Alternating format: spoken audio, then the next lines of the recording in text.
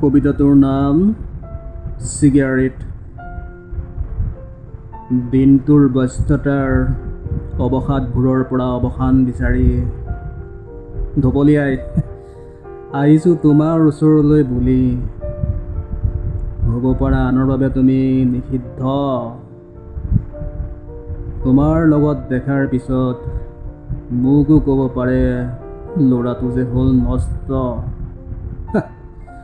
তথাপিও প্ৰতিদিনে বিচাৰোঁ একান্তভাৱে কিছু সময় তোমাৰ লগত কটাবলৈ, মোৰ হাতৰ দুৱাঙুলিৰ ফাকত জিৰোৱাবলৈ।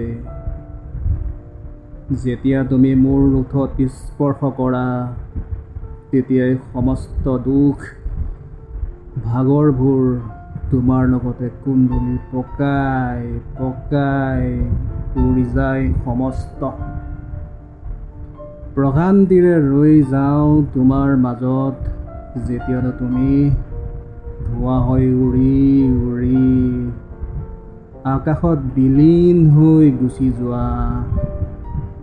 যেতিয়ালৈ তুমি মোৰ প্ৰেমত পুৰি পুৰি ছাই হৈ নোযোৱা। তুমি মোৰ বিশ্বাসঘাতী প্ৰেমিকাজনী যে নোহোৱা। ছাই হৈ তুমি আঁতৰি যাবা। জীৱনৰ শেষলৈ বিচাৰোঁ তুমি মোৰ হৈয়ে থাকা।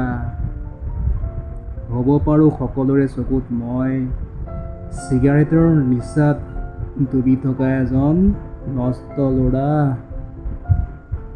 নাই নাই কোনো আক্ষেপ, নাই কোনো অভিযোগ। তথাপিও প্ৰতিদিনে প্ৰতিপলে বিচাৰোঁ তুমি মোৰ সহযাত্ৰী হৈ ৰোৱা। তুমি মোৰ আজন্ম প্ৰেমিকা, তুমি মোৰ চিগাৰেটৰ ধোঁৱা। কবিতাটিৰ লেখিকা দীপিকা দাস। কবিতাটিৰ আবৃত্তিকাৰ ডাক্তৰ প্ৰাঞ্জল বৰা। ধন্যবাদ।